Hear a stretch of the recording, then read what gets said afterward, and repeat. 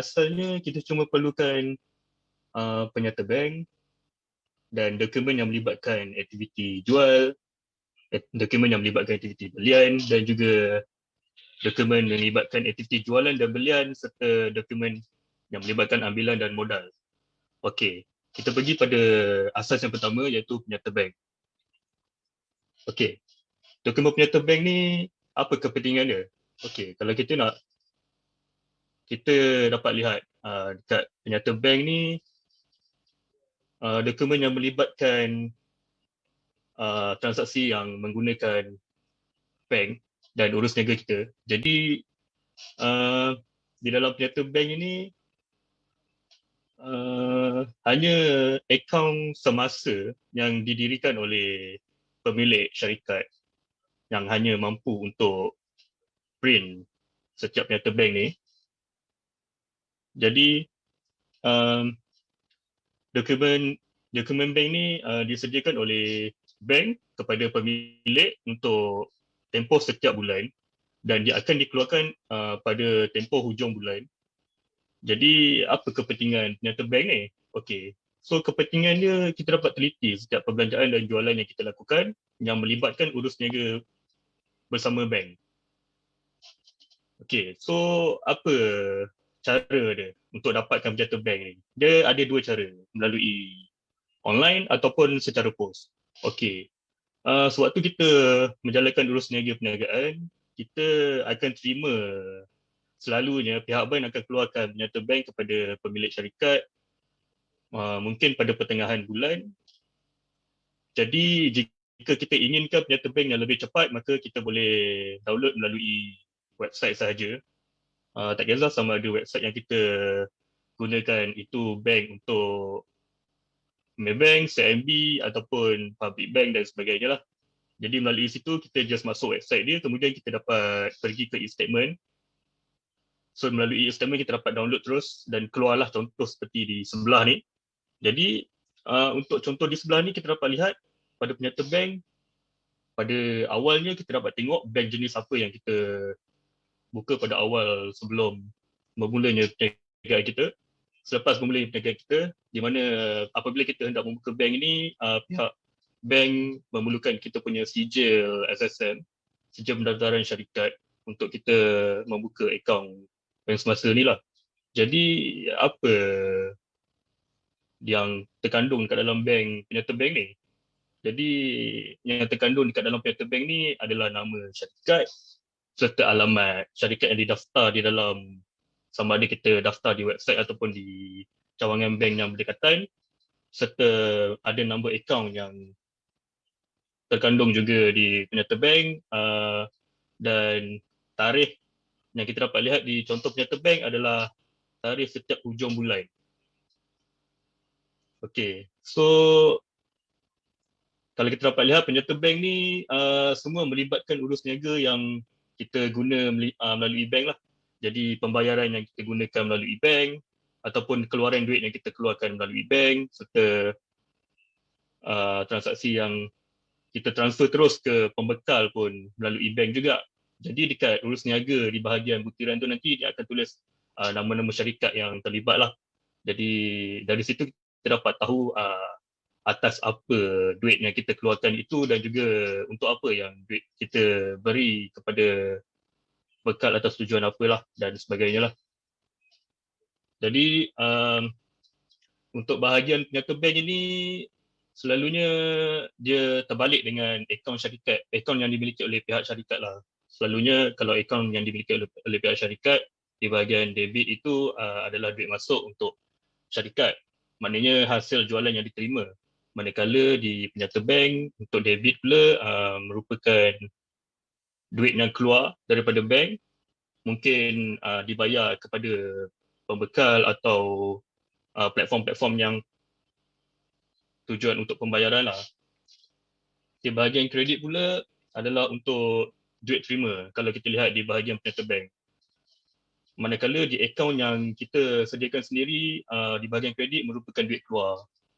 Jadi saya sebenarnya tak nak tekankan lagi bahagian debit dan kredit kerana itu melibatkan perakaunan. Mungkin kita anggap ia sebagai duit keluar dan duit masuk dahululah.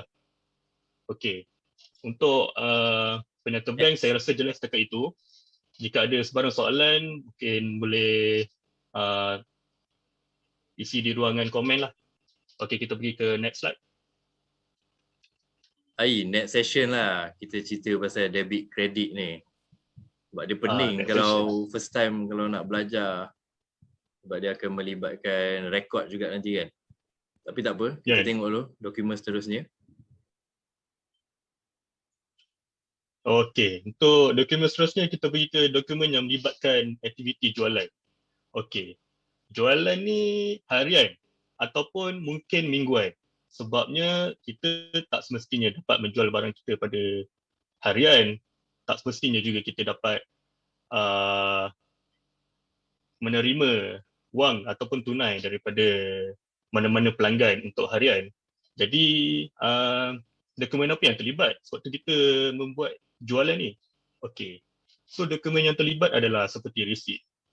Okey, untuk resit untuk jualan bermaksud resit yang dikeluarkan oleh pembekal ataupun penjual kepada pelanggan ataupun pembeli. Okey, so maknanya di sini resit ini selalunya diisu selepas transaksi pembayaran. Jaranglah kita dengar, memang takkan ada lah resit yang diisu sebelum transaksi pembayaran dilakukan. Resit ni untuk apa? Okey, resit ini dikeluarkan untuk bukti sebagai aktiviti jualan yang kita lakukan kepada pembeli kita. Jadi, ia juga merupakan pengesahan daripada pihak syarikat yang menjual kepada pembeli. Resit ini juga fungsi dia untuk menjadikan ianya satu dokumen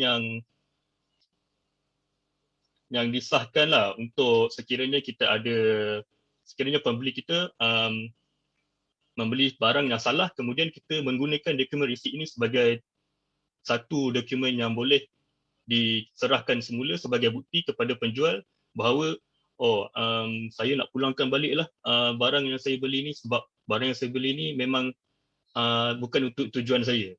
Maknanya di situ kita dapat lihat bahawa transaksi jual beli ini menjadi lebih teratur dan sistematik lah. Tak adalah ada konflik yang melibatkan penjual dan pembeli kat situ.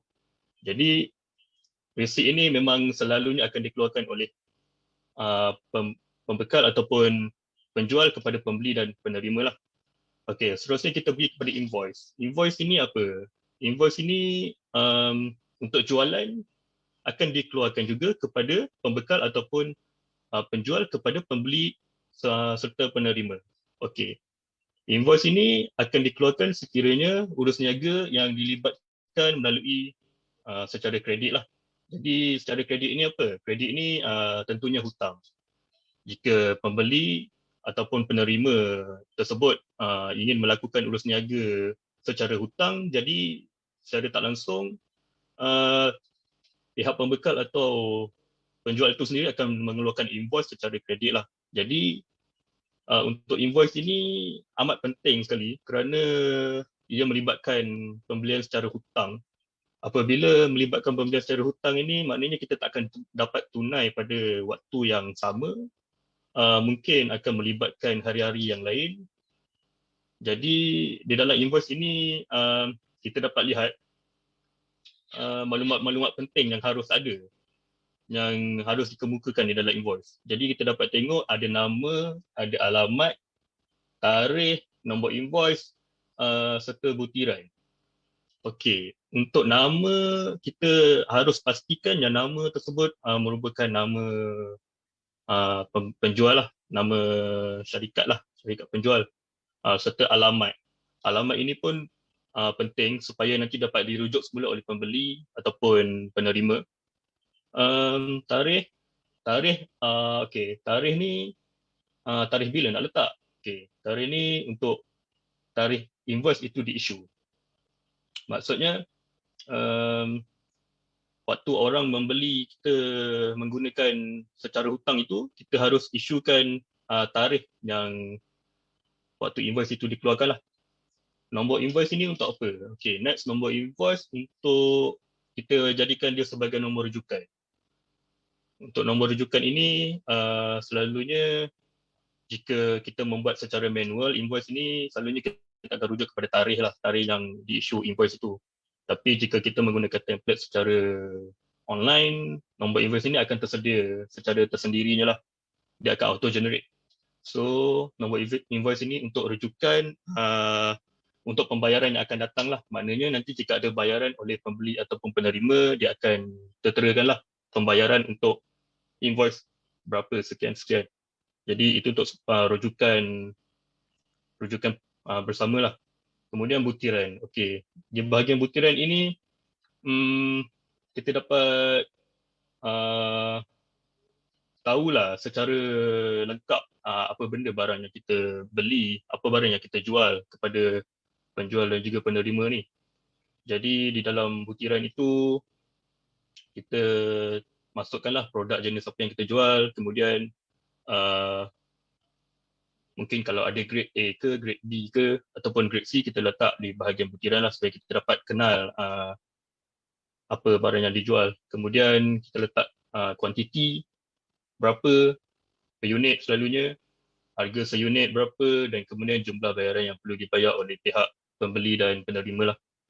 Untuk nota tambahan selalunya akan di-generate oleh pihak syarikat, di mana nota tambahan ini akan ada note-note seperti number account yang ingin ditransfer oleh pihak pembeli, nama account yang berdaftar supaya pembeli dapat membayar melalui online atau secara cash deposit masuk ke ATM dan sebagainya. Dan kita juga boleh letak di nota tambahan ini syarat-syarat yang dikenakan lah untuk invoice, seperti diskaun yang kita ingin letakkan untuk diskaun niaga ataupun diskaun tunai lah. Okey, untuk dokumen jualan selesai setakat itu saja. Jika ada sebarang soalan dan juga sebarang ketidakpuas hatian, boleh masukkan di ruangan komen lah. Untuk bahagian dokumen belian pula. Okey, belian ni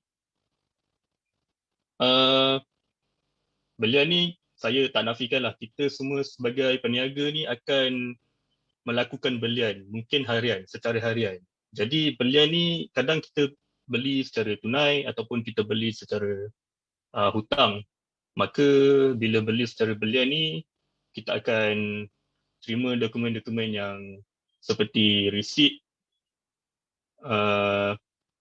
Resit yang akan diterima itu selalunya dokumen yang akan diberi selepas kita membuat pembayaran atas belian kita lah. So, mostly resit yang dikeluarkan untuk belian ni, kita beli sesuatu barang, jadi apabila kita membeli sesuatu barang, kita akan terima resit. So, jadi benda itulah resit. Maknanya, resit ni dikeluarkan dalam bentuk gulungan, satu gulungan kalau kita pergi ke kedai buku ataupun kita pergi ke kedai contoh barang hardware ke, untuk membeli barang, dia akan keluarkan satu resit lah, macam resit asalnya daripada gulungan tu, kemudian dia akan keluar ke pos tunai. Jadi tujuan resit ni juga adalah bukti untuk bayaran atas belian tadilah yang kita beli tadi.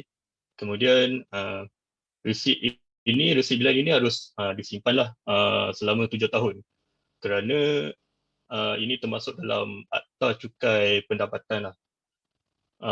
Kerana bila-bila masa saja dalam urus niaga kita yang kita jalankan itu, pihak LHDN akan ada satu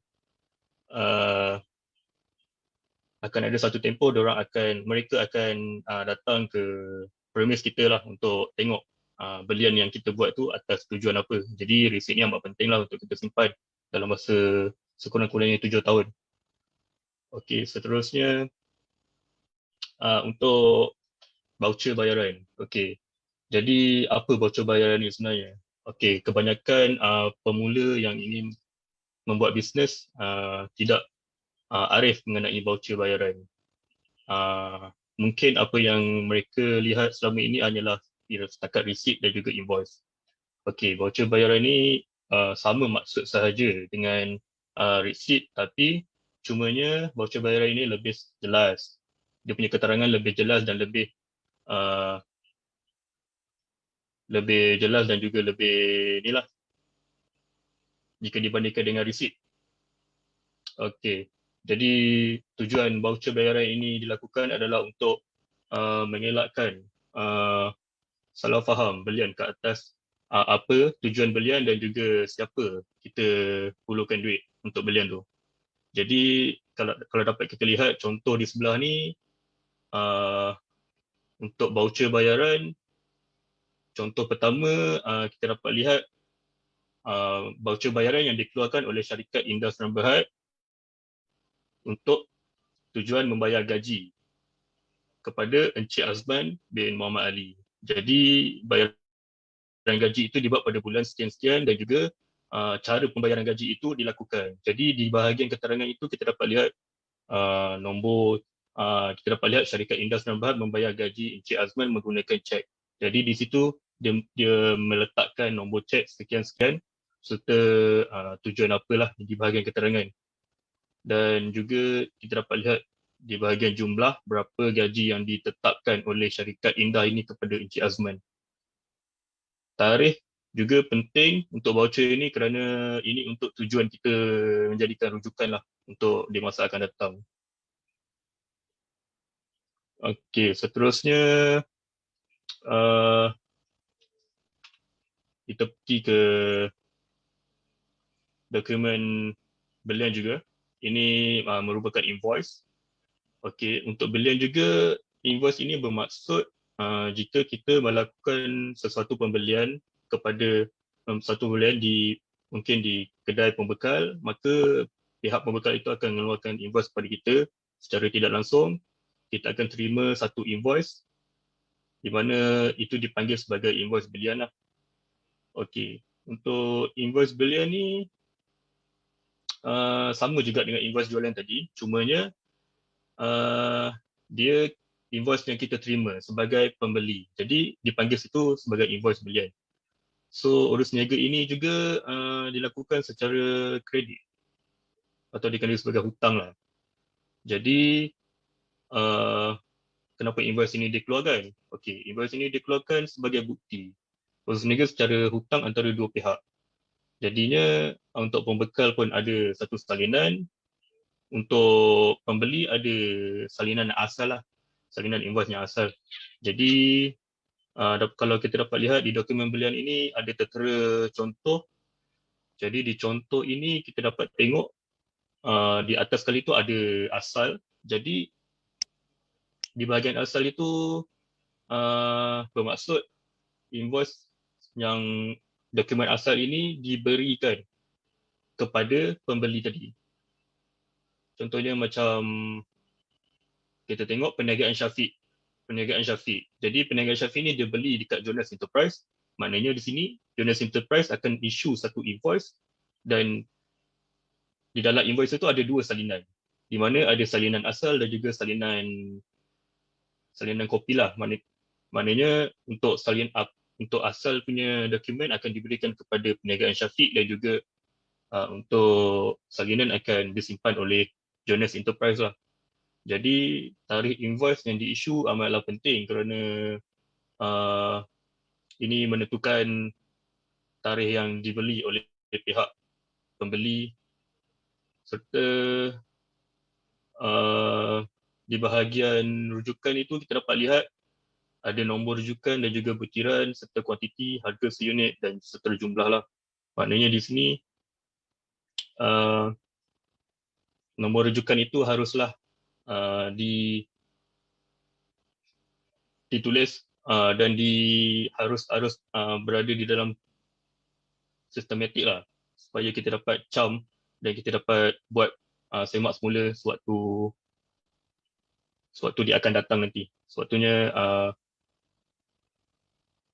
okey, di bahagian butir pula contoh di sini Jonas Enterprise jual meja kepada perniagaan Syafiq dan kuantiti yang ditetapkan adalah 1. So maknanya harga seunit yang dijual adalah RM600 secara hutang kepada perniagaan Syafiq dan Di situ tertera juga tolak diskaun niaga, maknanya contoh diskaun niaga ni ditetapkan oleh pihak pembekal lah kepada pembeli. Contoh macam perniagaan Syafiq, dia beli meja sebanyak 20 ke 50 unit. So diskaun niaga yang akan ditetapkan oleh pembekal Jonas Enterprise adalah sebanyak 10% lah. Itu contoh yang lain daripada contohnya kita ada kat sebelah ni lah. Saya gunakan nama pembekal dan nama pembeli tu lah. Jadi untuk diskaun tunai pula, contohnya macam diskaun tunai pula 5% jika 5% ditetapkan oleh Jonas Enterprise jika perniagaan Syafiq melansaikan pembayaran invoice tersebut dalam tempoh 14 hari. Okey. Untuk dokumen belian ni kita akan terima dokumen asal daripada pembekal. Manakala salinan tersebut akan disimpan oleh pihak pembekal lah. Untuk seterusnya, kita pergi ke dokumen jualan dan belian. Jap. Ya. Kiranya tadi kita cerita pasal dokumen jualan. Dokumen jualan kena ada, maksudnya kita menjual lah. Dokumen jualan ni maksudnya yang kita keluarkan lah daripada pihak kita sendiri, daripada pihak syarikat kepada pembeli lah. Kita menjual lah. Kan? Kita menjual lah. So bila kita menjual, kena pastikan kena ada receipt atau invoice. Invoice ni kalau beli secara kredit. Receipt issue lepas pembayaran. Belian pula ada 3 benda. Benda sama juga, receipt, invoice, tapi tambah satu lagi voucher bayaran. Voucher bayaran ni nak buat lebih jelas. Maksud lebih jelas tu mungkin aku boleh tambah share lah. Macam kadang-kadang kita pergi kedai, dekat receipt dia letak barang apa yang dia scan tu kan dekat barcode, tapi tak letak detail. Mungkin dia letak nama benda tu racun. Kalau kita ni lah pekebun kan, beli racun baja. Sebab tu kita kena ada voucher bayaran supaya kita boleh tulis pula racun jenis ABC, baja jenis ABC. Betul? Betul, tepat. Itu yang dimaksudkan tadi. Okey. Sebab takut ada yang confuse lah. Sebab dia benda yang sama, receipt dan invoice benda yang sama. Dia sama ada kita dekat part sebagai penjual atau part sebagai pembeli. Jadi nampak ada satu soalan, kita go through soalan dululah. Ada satu soalan. Aku bacakan lah. Boleh? Tentang penyata bank.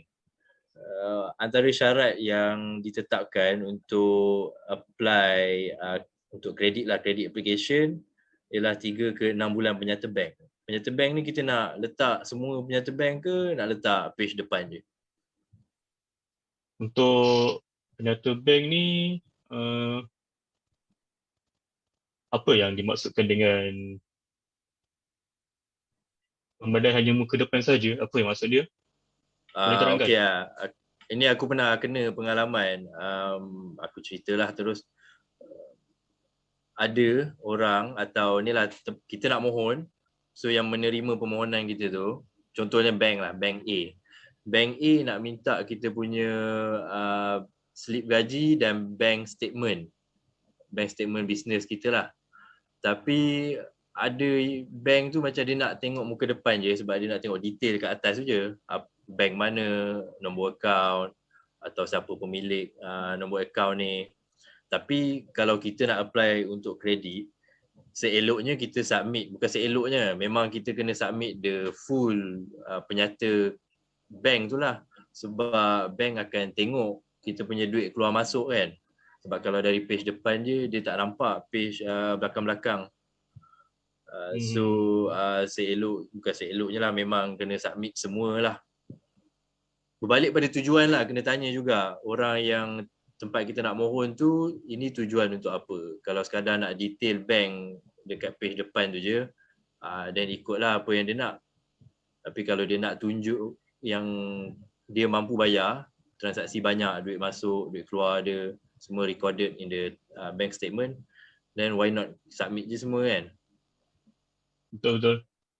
Sebab untuk bank ni kadang dia bukan hanya nak tengok di bahagian lampiran saja, di mana ada alamat, nama syarikat sekian-sekian, nombor akaun. Tapi mereka juga ingin melihat kita punya transaksi jual beli lah melalui bank. Kerana bank ni dia akan anggap kita sama ada kita pengguna secara berterusan ataupun kita guna sebulan, mungkin transaksi jarang-jarang berlaku lah. Jadi untuk kita terima daripada pihak bank, maka kita kena sentiasa berurusan dengan pihak bank, di mana kita sentiasa akan ada aliran tunai lah melalui debit kredit di bahagian bank tu, di mana ada duit keluar masuk lah. Jadi perlulah untuk kita lampirkan setiap helaian bank, penyata bank yang kita terima tu kepada pihak bank. Okey, mantap. So kita dah cerita pasal penyata bank dan jawab soalan dari Tuan Fauzi Darus tadi berkenaan penyata bank. Terima kasih atas soalan ni Tuan. Harap menjawab. Kalau tak menjawab soalan Tuan, boleh tulis lagi di ruangan komen elaboration untuk soalan tu. Kita juga dah cerita pasal receipt dan invoice serta voucher bayaran lah untuk dokumen jualan dan dokumen belian.